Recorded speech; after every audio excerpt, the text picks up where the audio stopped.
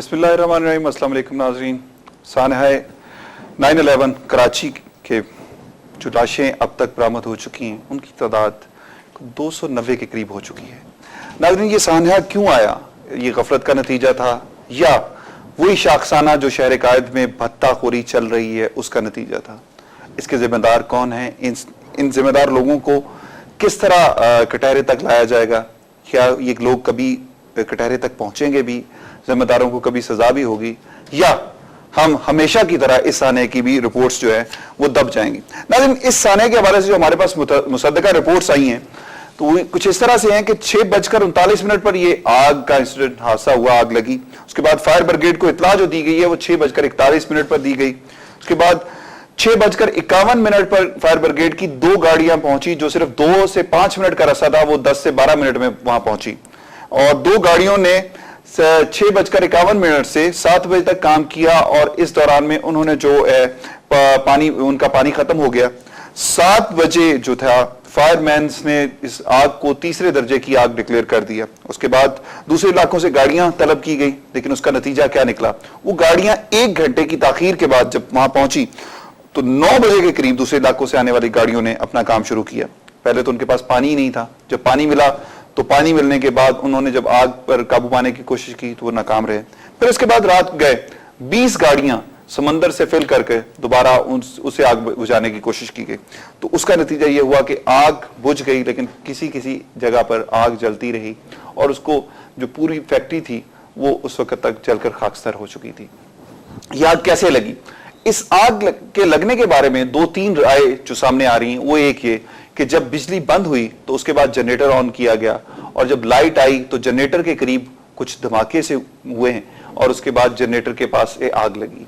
कुछ लोगों का यह भी कहना है कि जो आग है वो पिछले कमरों की तरफ से लगती हुई आई है। कुछ लोगों का एक राय यह भी है कि ये जो आग थी ये दूसरी तरफ से लग कर आई है। एक और जो सामने से सबसे बड़ी कंट्रोवर्शियल चीज आ रही है वो ये कि क्या ये जो फैक्ट्री का एग्जिट था वो एक था, बाकी जो एग्जिट थे वो बाहर से लॉक थे, अंदर से लॉक थे या ऑटोमेटिक लॉक हो गए? कुछ लोगों का, वहां पर जो सबसे ज्यादा लोग मौजूद थे उन लोगों का ये भी कहना है कि ये जो लॉक्स थे वो मालिक के कहने पर लगाए गए। लेकिन मालिक के कहने पर अगर लॉक लगाए गए तो क्यों लगाए गए? यहां पर जो मौजूद इंसामिया थी उन्होंने ऐसी गफलत का मुजाहरा क्यों किया कि उन्होंने इस आग के बावजूद, आतिशज़दगी के बावजूद लॉक क्यों लगाए? दूसरी बात ये कि अगर बिजली जाने के बाद लॉक ऑटोमेटिक्स थे तो वो लॉक खुद ब खुद लॉक हो जाते हैं और वो जो खुलते नहीं हैं। उसके बाद तीसरी बात कि क्या लॉक जो हैं वो बाहर से लगाए गए हैं? अगर बाहर से लगाए गए हैं तो बाहर से लगाने वाले कौन हैं? ये कुछ सवालात हमारे पास जो है आज सारा दिन, कल का दिन जो है वो अवाम की तरफ से जो उठते रहे हैं वो हम आज अपने चैनल से, अपने प्रोग्राम की तवज्जो से करेंगे। यकीनन तहकीकाती इदारों की रिपोर्ट्स जो हैं, इब्तदाई रिपोर्ट्स जो हैं वो सदर पाकिस्तान तक भी जा चुकी हैं। नोटिस तो सब लोगों ने ले लिए। क्या इन नोटिस के नतीजे में जो लोग जांबाक हो गए क्या वो वापस आ जाएंगे? क्या उन माओं की जिनकी गोदें उजड़ गई हैं वो आबाद हो सकेंगी? क्या उन बापों को वो अपनी औलाद मिल सकेगी? क्या ये जो हादसे में बहन भाई और माँ बेटे इस तरह के रिश्ते के लोग जो चले गए हैं, क्या इन रिश्तों का नेबल बदल मिल सकेगा? क्या तहकीकात करके वाकई मुजरिमों को करार वाकई सजा दी जाएगी? नाज़रीन, आज का हमारा मौजूद सानहा 9/11 कराची क्या दहशतगर्दी है, टारगेट ये गफलत है या साजिश है? इसके अलावा हमारा आज के मौजू में हम ये भी डिस्कस करेंगे कि क्या हम मुजरिमों को कभी कटहरे पर के सामने ला सकेंगे?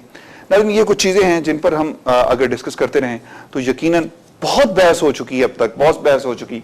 सारा दिन, कल का सारा दिन जो है जो आतिशज़दगी का शिकार होने वाली फैक्ट्री जो है वो सोख्ता लाशें जो है वो उगलती रही है और सारा दिन लोग अपने प्यारों की लाशें लेकर चलते रहे। लेकिन एक बदकिस्मती ये रही, सिंध हुकूमत अभी तक सोई हुई है। सिंध हुकूमत ने अभी तक कोई ऐसा इंफॉर्मेशन सेल, कोई ऐसा इंफॉर्मेशन सेटअप नहीं बनाया कि जहां पर लोग आके अपने प्यारों की जो है लाशों की उनकी तस्दीक करवा सकें, जहां पर लोग अपने प्यारों के हवाले से अपना जो रिकॉर्ड है वो अंदराज करा सकें।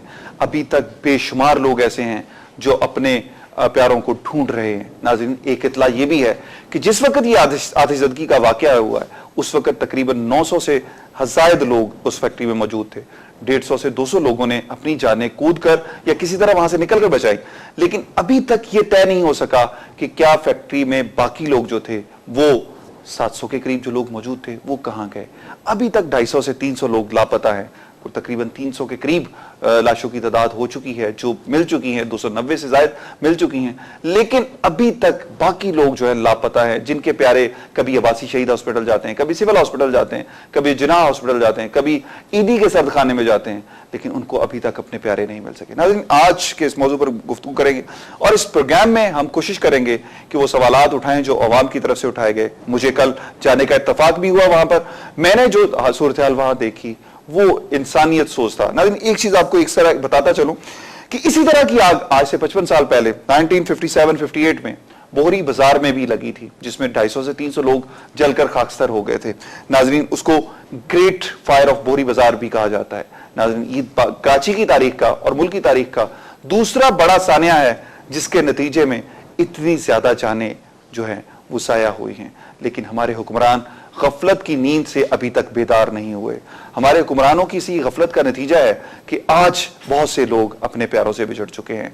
किन लोगों ने इस फैक्ट्री को एनओसी दिया, किन लोगों ने इस फैक्ट्री को चलाने का ऑर्डर दिया, किन लोगों ने इस फैक्ट्री से भत्ते लिए, किन लोगों ने इस फैक्ट्री से भत्ते के लिए इस फैक्ट्री को आग लगाई, ये हमारे आज के सवाल हैं। इन पर बात करेंगे। मेरे साथ मौजूद है कादर खान मंदोखेल साहब, समाजी रहनुमा भी हैं और इसके अलावा जो ह्यूमन राइट्स एक्टिविस्ट है, इसके अलावा मुस्लिम लीग नवाज से इनका ताल्लुक है, उनके मरकजी रहनुमा है।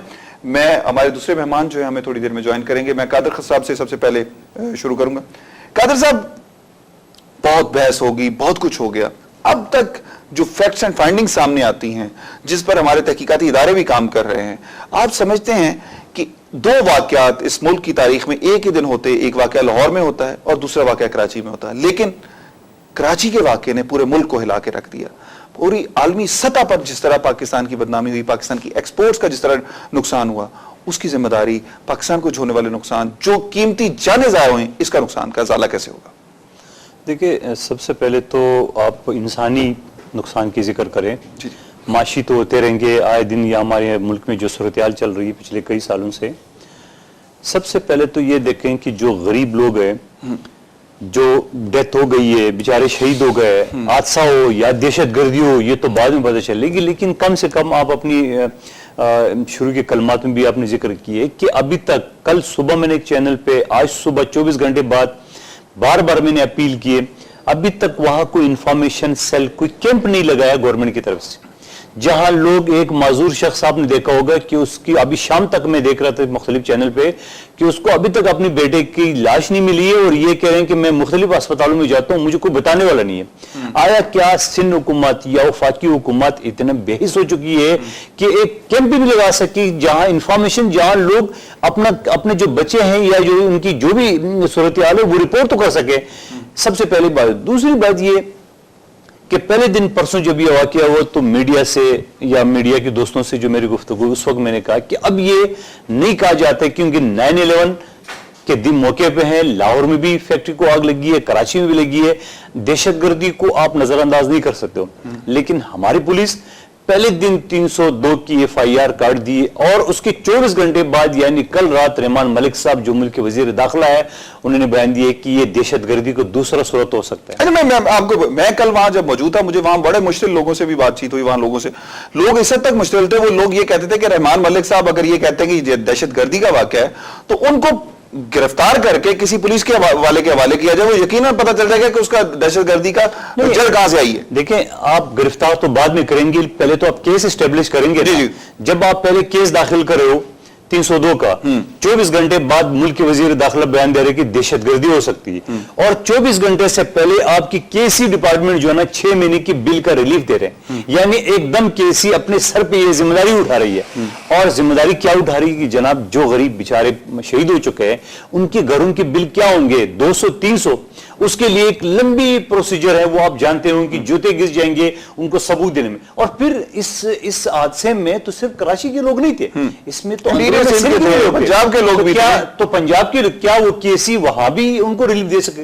लेकिन वो रिलीफ जो केसी रिलीफ देगी वो हमसे आपसे वो भी पूरा करेगी? नहीं, वो ऐसी तो पूरा करेगी, लेकिन केसी का एकदम रिलीफ देना इस तफ्तीश का रुख कहीं और मोड़ना है। सही, सबसे पहले बुनियादी बात यह है। दूसरी बात यह कि हमारे मुल्क में बहुत सारे अच्छा, इसमें यह भी हो सकता है कि कई ऐसी की नेग्लिजेंसी के बाद ये आतिशदगी का ये मेरे ख्याल में ये केसी की को ये जिम्मेदारी जो है ना उनको कबूल करानी पड़ी किसी तरह से कि आप पहले रिलीफ दे ताकि आपके सर पे बात आ जाए। लेकिन सवाल ये है कि इतने बड़े हादसे का छोटे से छोटा हादसा हमारे मुल्क में हो जाता है, जुडिशियल कमीशन जो है ना वो एस्टैब्लिश हो गया है। क्या इस इतने बड़े हादसे में जुडिशियल कमीशन बनाया उन्होंने, या सिंपल उसी लोकल पुलिस से और एफआईए से आप तफ्तीश करा रहे हो, जहां लोगों की क्लियर स्टेटमेंट है कि ये पहले धमाका हुआ उसके बाद लाइट चली गई। अच्छा, एक चीज और तफ्तीशी अफसरान का थोड़ी देर पहले जो मैं देख रहा था वो ये कह रहे नहीं जी धमाका हुआ ही नहीं। एक चीज आई है जो सबसे अहम कि इस फैक्ट्री में 2 दफा पहले भी आतिशदगी हो चुकी, 6 माह पहले भी, 6 माह पहले भी और उससे पहले 2 साल पहले भी हुई है। क्या आप समझते हैं कि कोई बिजनेसमैन ऐसा जालिम हो सकता है कि जो अपने चंद टकों के फायदे के लिए या इंश्योरेंस के क्लेम के लिए वो अपनी फैक्ट्री में मौजूद सैकड़ों लोगों को मरवा दे, सैकड़ों लोगों को की कुर्बानी दे दे और वो अपनी इंश्योरेंस क्लेम करने के लिए इस तरह का कोई वाकया हो सकता है? देखिए, इस तरह तो वाकये बहुत सारे हुए हैं जो इंश्योरेंस क्लेम करने के लिए, बल्कि अभी तक और है जो लोग लीजिंग पे गाड़ी लेते हैं उसको खुद आग लगा लेते हैं और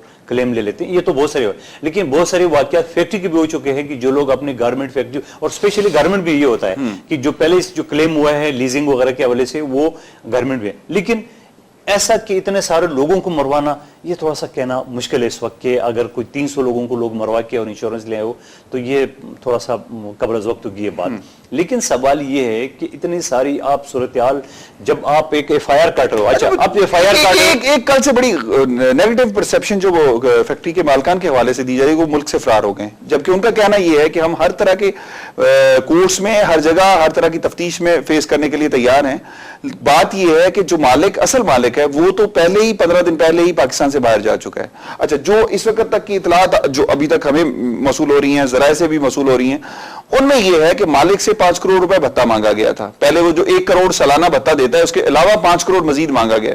अच्छा, भत्ता तो मांगा गया, लेकिन जिस वक्त ये वाकया पेश आया उस वक्त वहां तनख्वाहें तकसीम की जा रही थी और तनख्वाहों की तकसीम के लिए जो रकम जो कैश आया, कैश की सूरत में जो मौजूद है फैक्ट्री में 1200 लोगों के लिए जो आई है वो तकरीबन 12 करोड़ से ज्यादा बनती है। ठीक है जी, इस सिचुएशन में आप ये बताइएगा कि जब वो रकम जो बाकी रकम है वो किधर गई, उसकी अभी तक कोई सामने नहीं आई।